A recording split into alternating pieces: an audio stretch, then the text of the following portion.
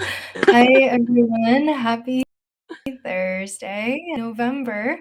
I am Diana. I'm the Client Success Manager for the Addicted to ROI Inner Circle. And today I have with me ROI Inner Circle member Emily Thillo. Hi, Emily. How are you doing? I'm good. Thanks for having me. Where are you calling in today? We are in Faro, Portugal. So on the southern end of Portugal. We Super cool. ran And it looks from like the you're in a northern van. part to better weather. It's been a little rainy. That's how long have you been in Portugal? We arrived on the 25th of October. So we've been here Mm-hmm. for, is that now a week? Basically a week, yeah. A little over a week. And we were in Super. Croatia before that You were for about. living out of a sailboat, right, in Croatia?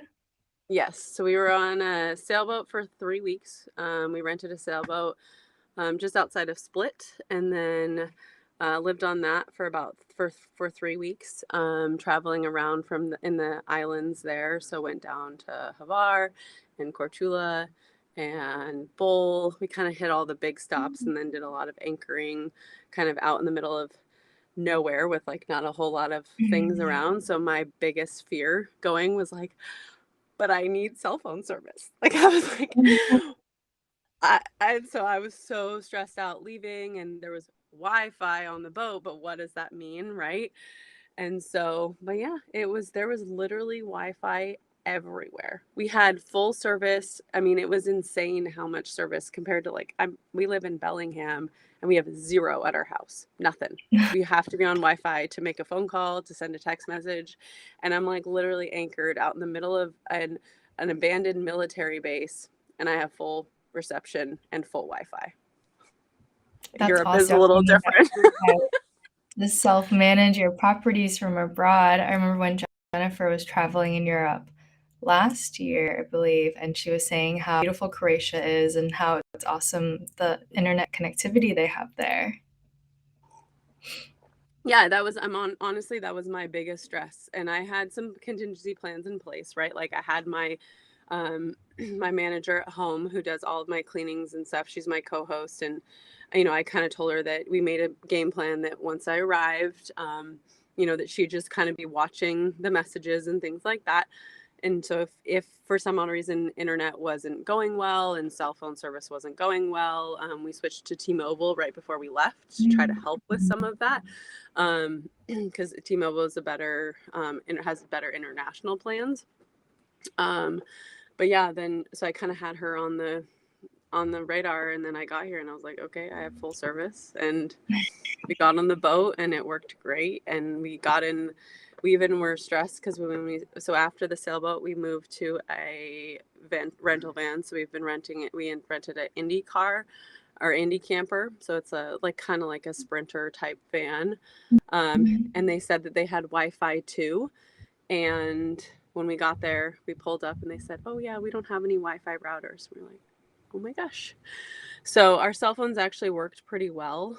Um, and they had some cell phone service in the campgrounds, but I actually learned that it's super easy. You can go to like there's like, Vodafone and all sorts of stuff. And we got a chip card for 30 days in Portugal for $30. And it has like unlimited data because we went through our 10 gigs of data with our camper in Portugal in one day because we run multiple businesses. And so it started going out like the first night, and I was like, what is going on? And so I called the guy, and he was like, oh yeah, you've already used up your 10 gigs. And so we were like, all right, we got to come up with plan B, because I can't spend $40 a day on internet service to run my Mm. Airbnbs and other businesses that we run. And so we figured that out. So it's actually surprisingly easy for anyone who wants to travel to get really good cell phone service, really good internet service. I mean, we've had data everywhere, no problems whatsoever. Um, Basically, Wi Fi everywhere for like $30 for 30 days. I mean, it's pretty manageable. Yeah, those are some great tips to consider when Hmm. travel and managing your businesses. So you Yeah. mentioned that you have your Airbnbs and a few other businesses. So what does your portfolio look like right now? So currently, we do kind of like what we consider house hacking, but with Airbnb. So that is our only real estate property as of the current time is our primary home, which we just don't live there, and we're not planning to live there much. So we're mostly going to turn it into an Airbnb because we want to continue traveling, and we're actually looking at buying a boat right now to live on pretty much full time. And so that will basically be an investment property. And then we'll use it from time to time just when we want to be in a house or we want to, we're probably going to buy a boat up in the Northwest. Mhm. So there's going to be times when it's really cold or really, really rainy and we just don't, we're like in the area. And so we want to live in our own home. So we might do that. And definitely planning to expand, looking for other Airbnb properties currently, just trying to decide what market and where do we want to go into just because of the Northwest and kind of the property and how much it costs and the location and the regulations and all that with Airbnb. It's just challenging. And so trying to decide if we want to buy another one out of state and then run it remotely, but, finding someone because obviously as a lot of you know and as I've learned that the boots on the ground, the person there running your Airbnb is the key piece. Like that is so vital having a really good person in place. And so, and then I serendipitously met someone when we were living in Hawaii that had a house in Bellingham that he was only there like maybe a week, a month, and they had wanted to put it on Airbnb. He just didn't have the time or the capacity. And so we were talking to him. He's like, wait, how are you living in Hawaii for 2 months? And I was like, well, this is what we do. And this is, we rent out a house and it does extremely well. And he was like, how much can I pay you to run my house? And I was like, it wasn't really in my plan to manage other people's properties, but it kind of fell into place. So when we got back from Hawaii, I went to his house and kind of got it all set up. Um, he had it mostly ready to go, but it needed some things like it was more of a traditional style home and it didn't have any like extra features. And in the area, there was quite a bit of competition. It's a bigger home, but he didn't want it to be like the traditional Airbnb where you pack as many heads in there because it's his home, right? He comes there and Mhm. ultimately they do want to live there. So he more wants it to be kind of a low key, but it's a huge house. It's a 4-bedroom house. And so we kind of had to be strategic in how we did it. And so we like ordered a fire table for the back deck because there was nothing. There was just some like plastic chairs on the back deck. So we put out a table with a fire pit on it for people to make s'mores. And so we leave s'more stuff and things like that. Um, and then we got a barbecue for the back deck. We took out a fire pit that was there just because he didn't really want people. He would rather have them on the deck, like closer to the home than out, like kind of it was the home that he when he bought it, it had a fire pit, but it was like out on the side and it was right next to the neighbor's house. And I was like, I don't know if you really want people making fires at your house. So we just kind of renegotiated the backyard and did things like that to make it more appealing, to help with bookings and things like that. And then we launched that, and it's been doing pretty well.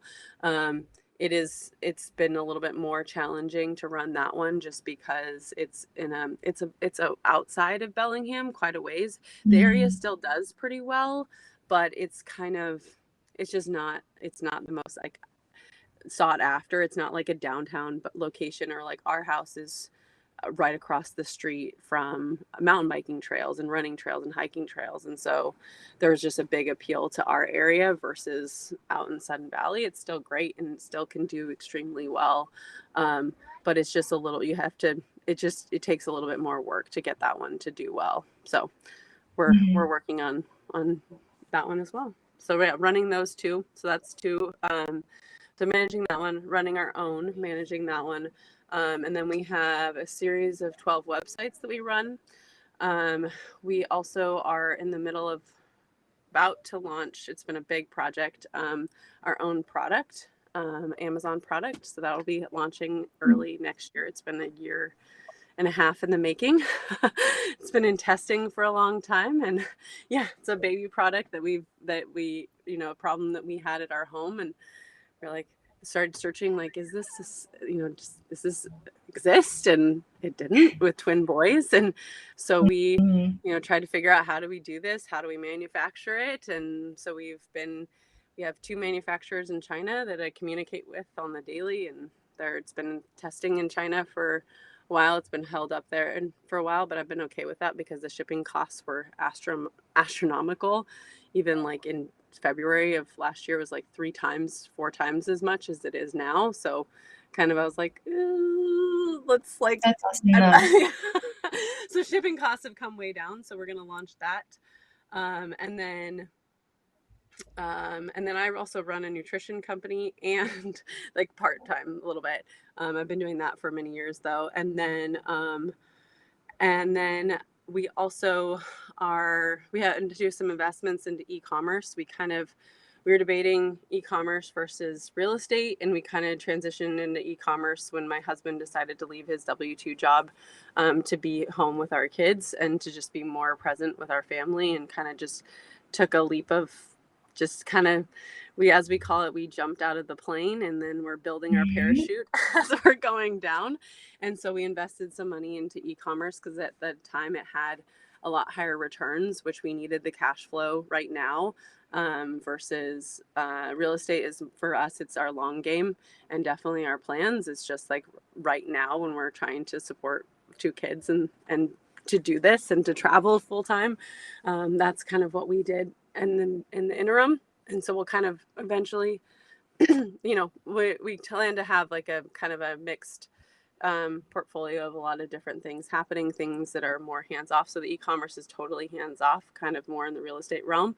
And then the websites and stuff are a little bit more hands on. And then we actually just launched it today. We decided, after having a lot of conversations about what we're doing with people, and how do you travel with 2 kids on a sailboat? What does that look like? They're 3. How do they not fall in the water? Mhm. All that kind of stuff. And how do you travel and not check any bags? Having this conversation over and over with people, we've launched our own travel blog to kind of share what we're Mhm. doing and how we're doing it and how we're supporting our family. Because a lot of people are Mhm. like, wait, I want to do that. How do you do that? Like, how do you? And so Yeah. we want to share that with people, and help people and inspire people, because that's one thing I love about the real estate, and like especially the Addicted to ROI, is like everyone's just like, this is what I do, and it's like open bag. Like, this is how much I make. This is what this house makes, and I love that. I love that, like, open conversation of not like, this is my salary and I hide it. I love the just sharing and helping each other, and so that's kind of our goal for the blog, is to just share what we've learned and what's really challenging. Traveling with 2 toddlers is not easy, but it has its wonderful moments and it has its Mhm. very, very challenging moments. But That's we've just learned a parenting lot in along the general. way. Yeah, I guess Yeah. parenting in general is just, when there's no routine, no schedule, tiny spaces, it's pouring rain. It's just, it can, one of my kiddos is sick today, and it's just like, you kind of just have to roll with it. And so we've learned a lot, and so we're going to share that. So anyways, that's a long answer to our portfolio, but we kind of have a lot of things going on. So That's awesome. yeah. Would you say that real estate was the first step that gave you the freedom to be able to do the rest of your adventures and travels? Absolutely. Once we kind of realized that, we kind of, when we bought our house in 2018, we always had the plan to turn it into an Airbnb. That was always the plan. Um, and then, um, and then as we started remodeling, because we bought it in 18 and basically gutted the entire thing and did all the work ourselves, learned a ton about the whole process of remodeling, and then, eventually, like, as soon as we could, the second that we could turn it into Airbnb after we refinanced, that's what we did, because we knew that, it's really weird in some ways. Like, that's one thing we also want to share on the blog, is just like, how do you have people staying in your house, like especially with kids, and like in your own bed, and what's that like? And and kind of, it's an odd thing to like have people living in Mhm. your home, but after that first time, and you're like, I'm sitting on the beach in Hawaii, someone's sleeping in my bed. Mhm. It's that, you kind of like, Yeah. it Someone's helping gets pay the it gets a little mortgage. right. I mean, we haven't paid our mortgage all year, not once. We haven't paid any bill on our home for the entire year, and we'll make money on our home. will profit on our home this year. So that's like an amazing thing that, it's really helpful. Because that house And how many obviously days is did you selling. say you've been spent traveling this year? Sorry, say that again. How many days did you say you had spent traveling this year? Over 200. I think it was like 215 or 220 Mhm. That's days. incredible that you've Yeah. built this life where you're able to adventure the world with your husband and your 2 boys while working and having your expenses paid for by your investments. That's awesome. Yeah. That's pretty cool.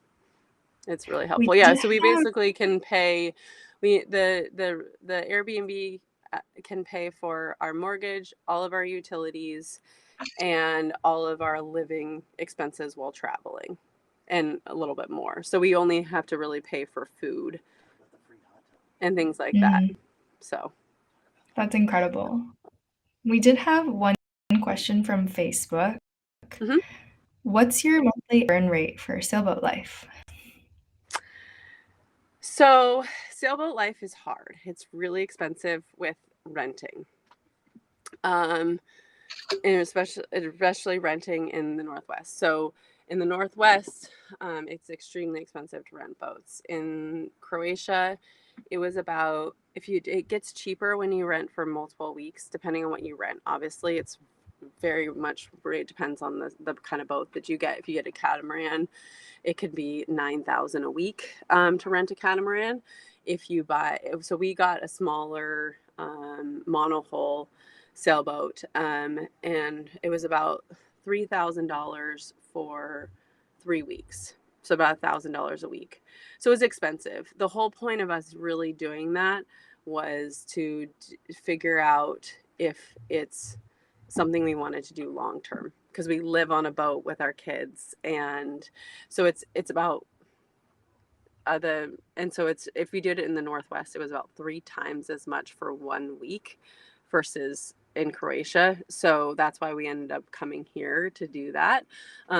So that's why we did that. If you buy a boat, it's obviously a lot cheaper, right? And it depends on also what you're doing. Like the marina costs are expensive versus like a campsite.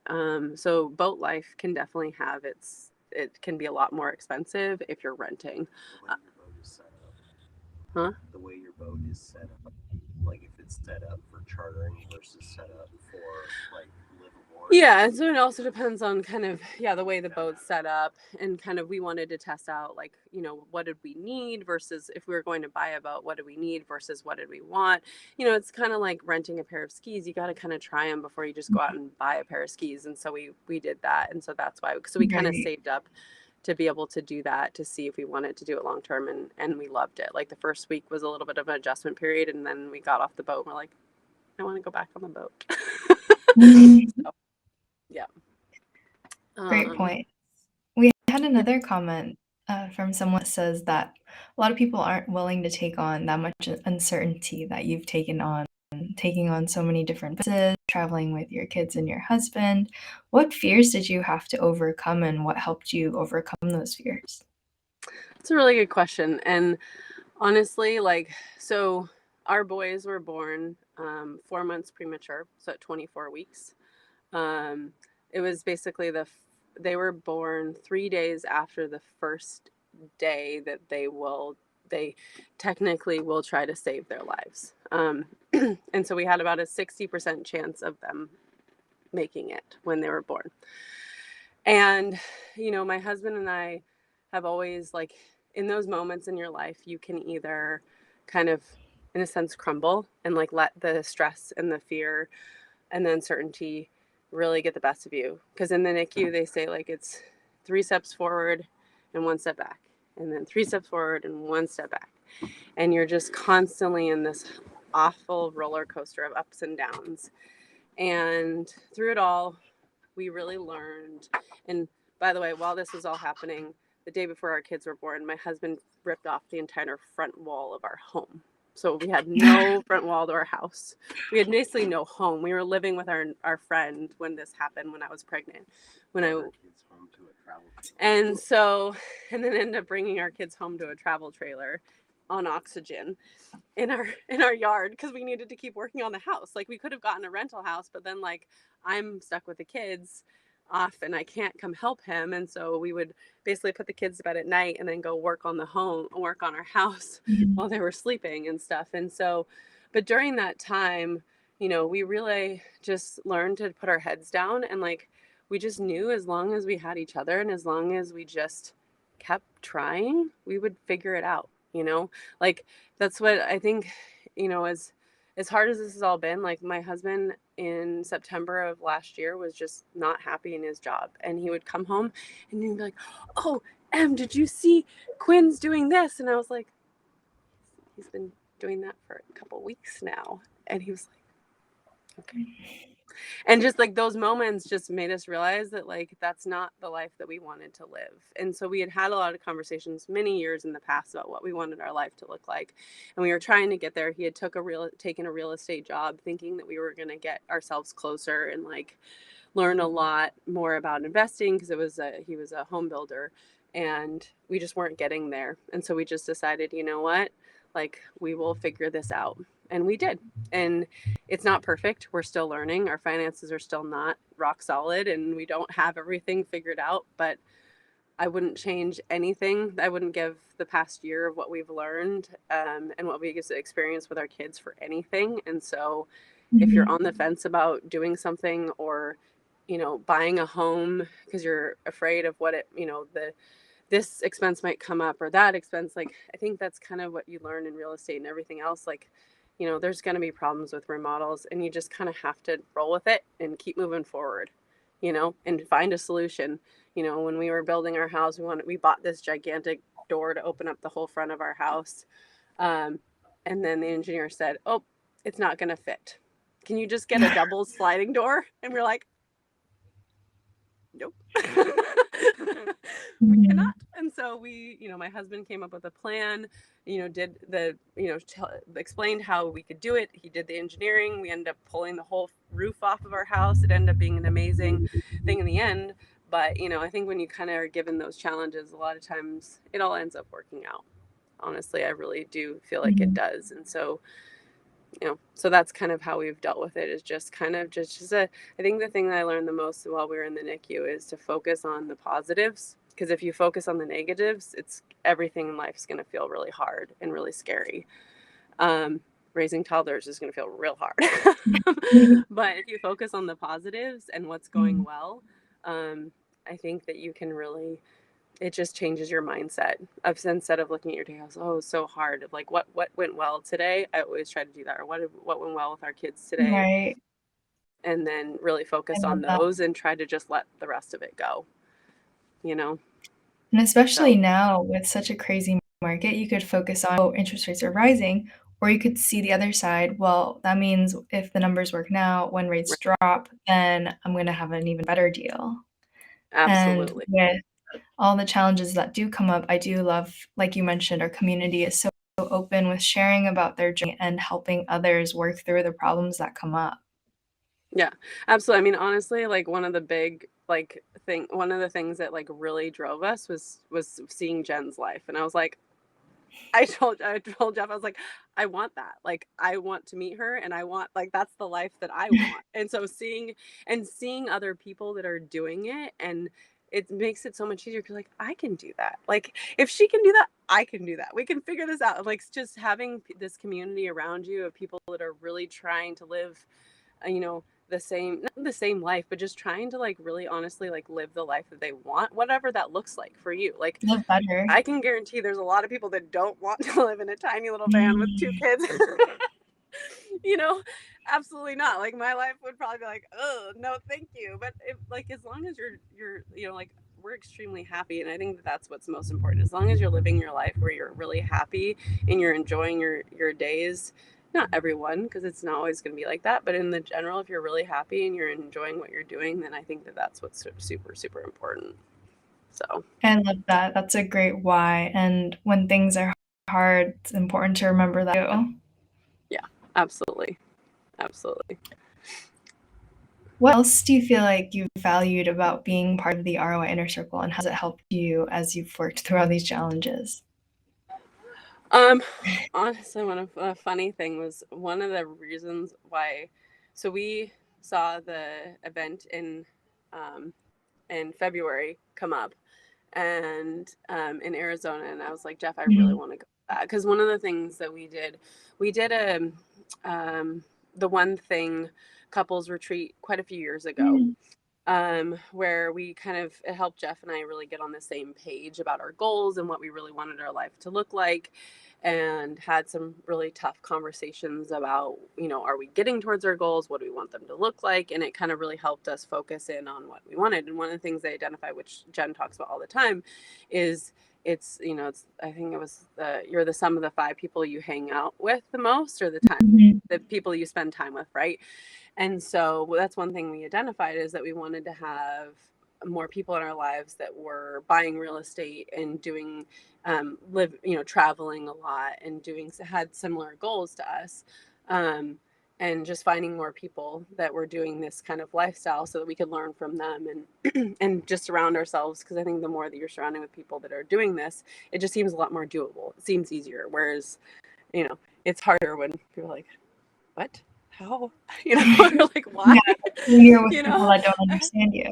yeah, exactly. And it's totally fine. Like, people, people have different goals and dreams, and that's totally fine. But it's helpful when you're around people that are like focused on, oh, I'm buying this piece of property, or did you, Mhm. and understand kind of what you're talking about. And especially when that's kind of the focal point of what you're thinking about all the time, it's really nice. But anyways, and so that when that event came up, it really propelled us, because it was like December when we saw it, or January.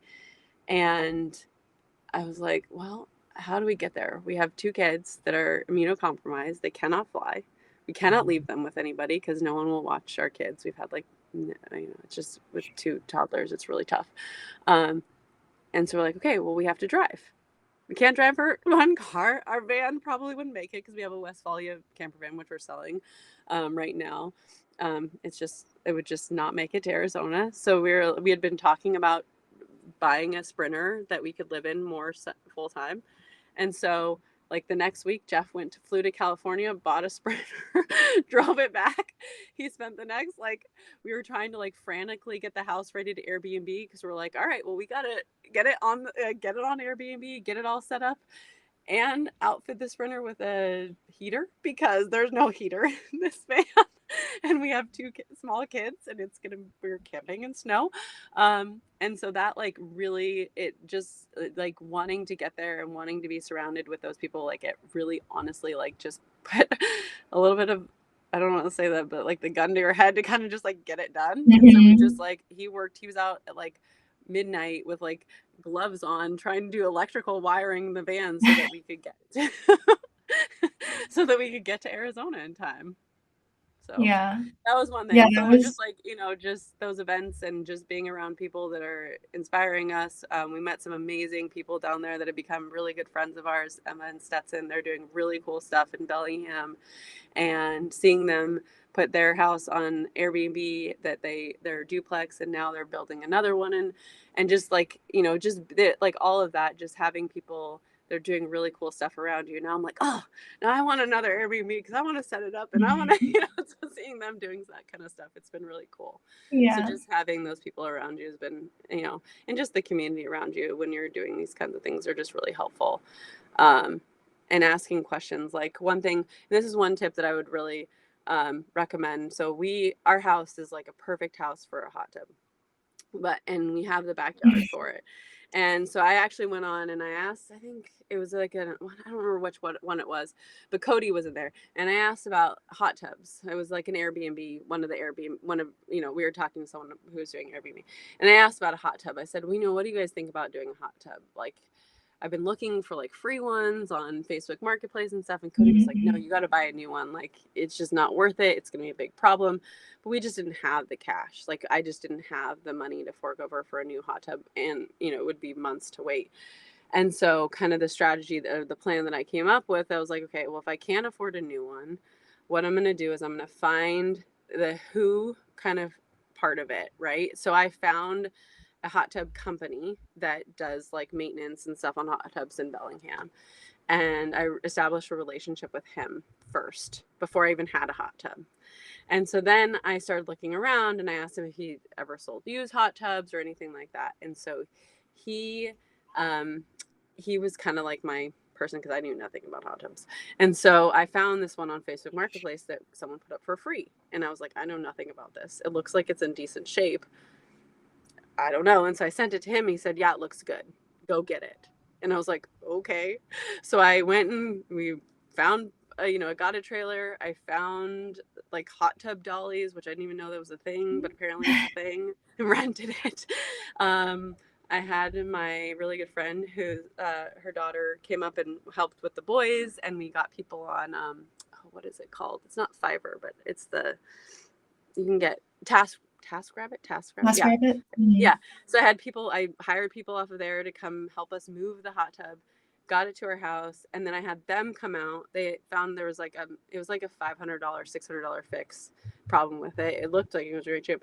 And then they've been maintaining it ever since. So we end up putting maybe $1,000 to get it all set up. And now like people, it's been a great thing, and they come weekly to fix it or to maintain the chemicals and things like that Mm-hmm. while we're gone when I'm not there to help with that. But that was like a way my workaround was I can't buy a brand new hot tub that might not fix, that might, that might not break, and I might buy something that will break.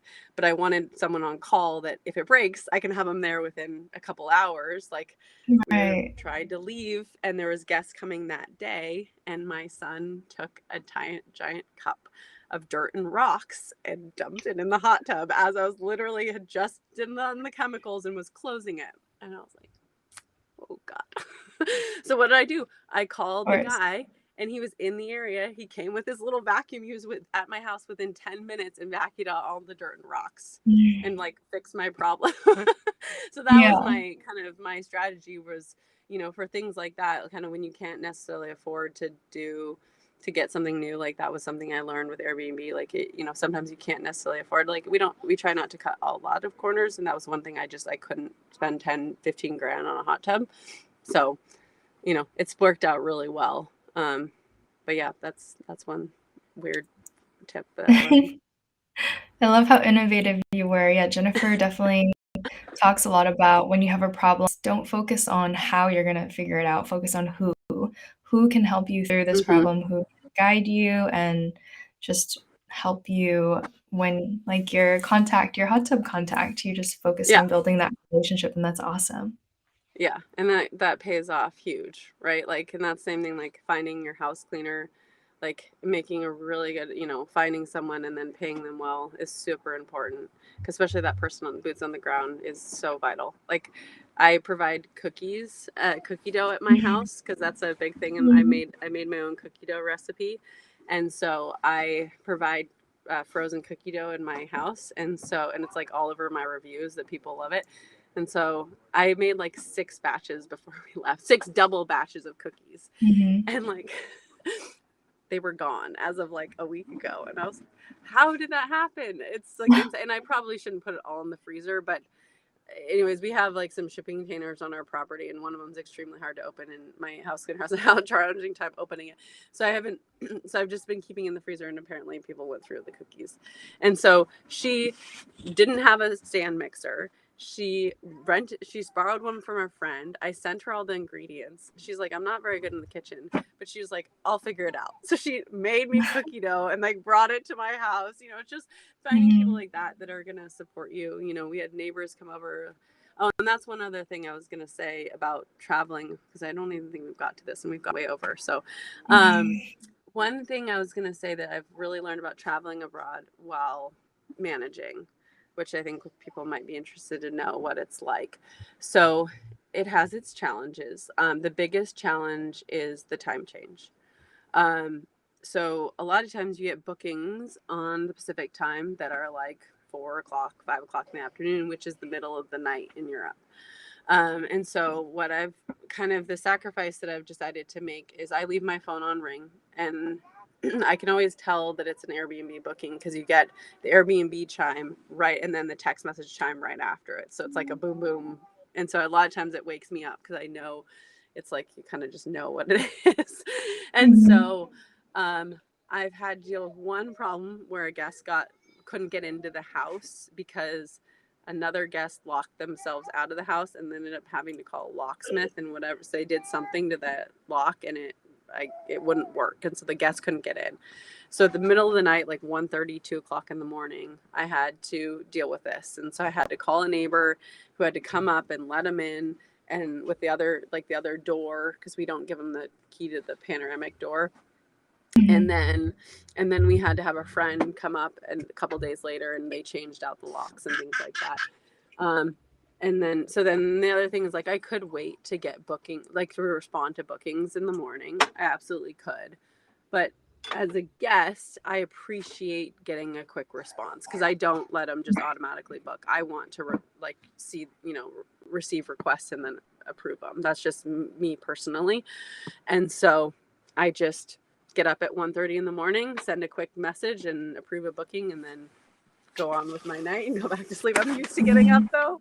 I have toddlers, and so I get woken up all the time and go back to sleep. So I'm kind of used to it. But that is probably the biggest challenge, is occasionally you do get calls and things like that in the middle of the night.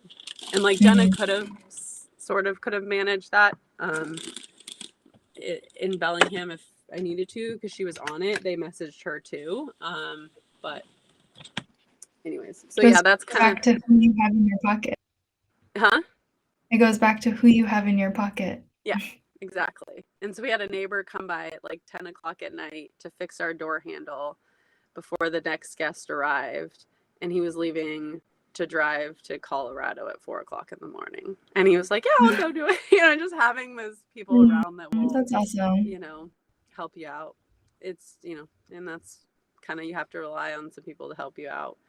Oh, another thing that's challenging if you do rent out your own house is mail. Setting up a mail service, like a traveling mailbox or something like that, because that was hard, because if you're gone for long periods of time, mail is a challenge. So if anybody has any questions about that, that is something that, because I was putting things on hold, but you can only do it for a month, and it was getting to be kind of a nightmare. So figuring up so if you do want to set up your own home as an Airbnb, feel free to let me know, because mail is a weird challenge. Yeah. An unforeseen challenge that I didn't know about before I got started. It's a great tip. And really appreciate your time today. Last question. What is next for you? You mentioned buying the boat and put another house to be another short-term rental. Would you use a second home loan for that? What do you think is coming next? Yeah, so a couple things. We are looking at buying probably a power boat for the time being, and then doing some traveling up through Canada, Inside Passage, Alaska, things like that. It's kind of on our list for probably the next step, and then living on that for probably the next year. Eventually, we do want to buy a sailboat and live on that, not all year long, but probably for a good portion of the time. But that would be more like Caribbean and things like that. But while our kids are young, we do want to kind of be in the area, and my parents have a boat, so being able to be around Nana and Papa and stuff is super important for us. And so that's kind of why we're thinking that. And then yeah, definitely we're looking at buying another Airbnb. I haven't figured out the funding for that one, because since we did kind of jump out of the airplane with no W-2s, so we're about a year in now. And I know there's other ways to get around it, but so we're kind of establishing that income to be able to then get approved for loans on our own, instead of having to have a partnership and all that kind of stuff, which just, there's definitely ways around it, but we'll be able to get conventional loans again here hopefully pretty soon, because we can show established income. Yeah, hopefully buying, what we've been looking for is probably another home that has like a dual house on it, or something where we could put another, like a second dwelling unit on it, to where we could have like a little home base to be. That's why we're probably going to look in the Bellingham-ish area, just so that we could buy it and be our primary home, but like live in the back dwelling unit, and then rent out the front, and then turn our other home that we have into an Airbnb full time, is kind of so that we can qualify for a primary home loan, and then and that's kind of what we've been looking at doing. We found one that we were really interested in north, like a little bit north of Bellingham. It's in Blaine. It doesn't have any regulations for Airbnb, but it backed up to a trailer park, which is challenging with Airbnb. So just, Airbnb, there's challenges of what, things like that. And so we ended up not going for that one, but that's kind of what we were looking for. We're like, oh my gosh, it's perfect. And then we zoomed in on Google Maps. We're like, not going to work, unfortunately. So important to do your due diligence so that you caught that early. But yeah, Washington offers so many great opportunities for dadus and extra units. Yeah, and especially Bellingham too. Just Bellingham, it depends on where you are. There's the Whatcom County doesn't allow you to have secondary units unless it's like over 5 acres. It's like one per every 5 acres. So there's different challenges. And then Bellingham, the city of Bellingham has regulations around Airbnb, but Blaine and some of the northern areas don't. That's kind of more of a beachy town. So we're kind of looking around different areas of where we could buy a second primary home and then turn it into an Airbnb. So that's actually that's super exciting. I can't wait to see what the rest of your Europe journey looks like and what your next boat will be like. Really appreciate your time today for sharing your story. If anyone is interested in joining our community, surrounding yourself with like-minded individuals who love travel and living your dream life, living to the fullest, definitely join us and check us out in the ROI Inner Circle. We have awesome members like Emily, and like she mentioned, Jennifer also loves traveling. We have a few other members that have a few vans and short-term rentals, so we hope to see you there. Yeah, Thank you so much. If anyone wants to check out what we're doing and learn a little bit more, our blog that we're starting is called Twinning at Adventure. Where we just put up some stuff on Instagram, and we have a blog started. So, and if you have any questions, feel free to reach out too in the community forum. Yeah. And Emily is part of the Facebook group too. So if you have any other questions, you can just drop them in the chat or the comments in this video, and we'll get right back to you. Thank you for spending your Thursday with us. I hope everyone has a good rest of your week. Thank you, Emily. Thank you.